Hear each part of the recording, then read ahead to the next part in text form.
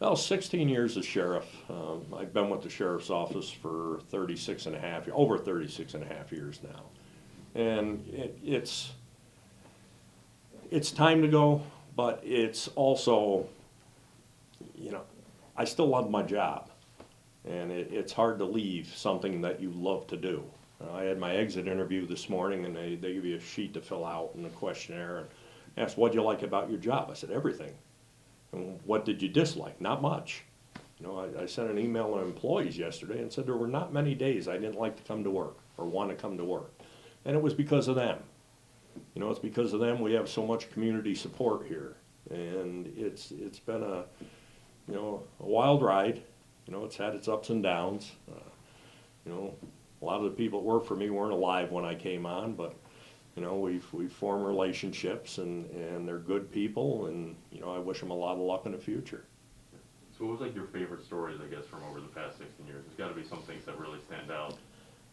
There's some different things, getting involved with some cases. I was pretty hands-on, one day we had a rash of daytime burglaries a few years ago, and I'm in a legislative meeting in the morning, and I said, explaining, updating, we're having these burglaries, and if it wasn't for me being in this meeting, I'd probably be out working on that with my guys. And the next thing, my undersheriff's walking in and said, "We gotta go." And, we get in one of our surveillance vehicles and go out, and we actually ended up making the apprehension. We watched a guy go to a house and come out of the house, and we made the apprehension. So I still enjoyed, even though I was the administrator, getting out hands-on. And, back, almost 30 years ago, we had an elderly woman in the county who would call almost every night. I was a sergeant at the time on the evening shift, and she would call that somebody was down by her pond in front of her house. And you'd go up, and it's a reflection of the floodlight next door, and she'd, no, that's their light, they're down there. So, and we go up 2-3 times a week. So I got a hold of a deputy that was working on it, and I said, "Meet me at the racetrack substation." It was just down the road a little ways. And I told him, "Get your raincoat on." And we pull in the driveway, and I said, "Jump out and run over by the pond." And I pulled up the driveway a little bit with my spotlight on, and just enough so you could see his figure.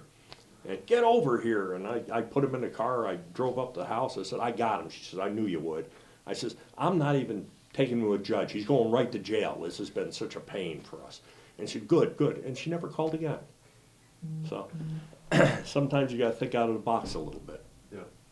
But, and just working with everybody, the details we've had at Watkins Glen International, getting back into music festivals, which was a big thing. So it's been a nice ride. So I know you said that, you love your job. I mean, what's the hardest part about leaving? And I'm sure it's the people you work with, Yeah, some of the community members. it's other department heads, interacting with different organizations. I'm still going to do some volunteer work I'm involved in now. But, it's just I've been kind of wandering through the building today saying goodbye to some other department heads and stuff. And it's tough because, I've always tried to work with all of them, and be able to do joint projects with them. So it's that kind of relationship, that I'll miss. My people I've always viewed as a family, and we've always looked out for everyone. And the other thing is, my predecessor, Mike Maloney, who was the sheriff for 32 years, told me, it was about his last day, he says, "You think of stuff that's going on from the time you get up to the time you go to bed as sheriff." And he was right, and that won't happen come tomorrow. It's not my problem anymore. Yeah. But, I'll always have a connection here. I've enjoyed working with everyone here. I've enjoyed the community support that we've gotten and that I've gotten from different people. So that's the kind of things I'm going to miss. Right. Yes, you just kind of hinted towards it. What would you, if you could go, I know you've been working before you even became sheriff here too, but what would you tell, I guess, your younger self as you took sheriff, maybe? What would be your advice? It was never a job that I planned on having, being sheriff. I was hired as a deputy sheriff, and you think, oh, that's an honorable job, about 5, 6 years later, I had the opportunity to get promoted to sergeant, and I figured, well, I'll retire as a sergeant, you know, that's, you know, an honorable position. And about 5 years after that, lieutenant position, the third in command of the agency, opened up, and I took the exam and scored #1, and I got that job. And then 4 years later, 3 years after that, the undersheriff retired, and another undersheriff was appointed. Well, a year after that, that undersheriff decided to retire. So I put in a letter to the sheriff saying, you know, I'm interested. And at that point, I knew at some time I'd have to run for sheriff. And 4 years later, the sheriff retired, and I ran for elected office. And the thing is, you know, if I had to give myself advice, you know, I was fortunate because I held so many positions and worked up the ladder to the top.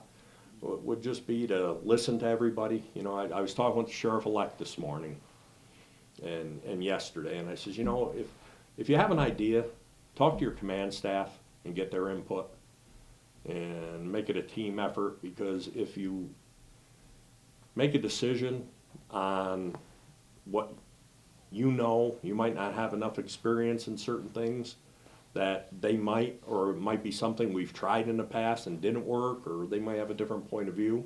So gather that input, all their experience. You know, the command staff has probably got over 60 years experience here.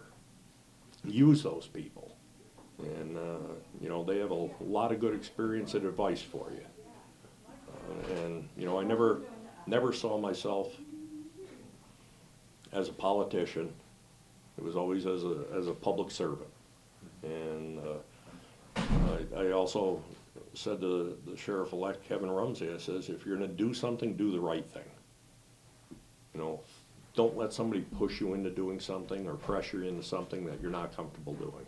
And that's what I've always done. Listen to the people. And, you know, if I could do what they wanted or some way, that's how we did things. And it always worked out, and it seemed like, you know, it went well for me, and I wish him a lot of luck. Well, I know you told me off camera, if you just do it on camera, so what's next? I know you said spending a lot of time, more time with your grandchildren. Yeah, you know, I kind of joke around and say I can do whatever I want whenever my wife wants me to.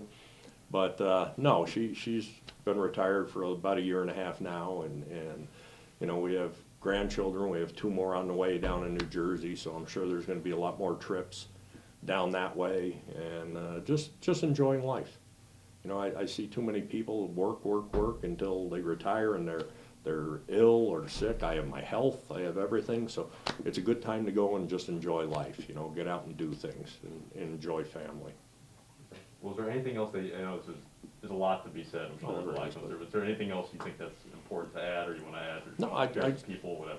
I just want to thank everyone, especially our residents in Schuyler County.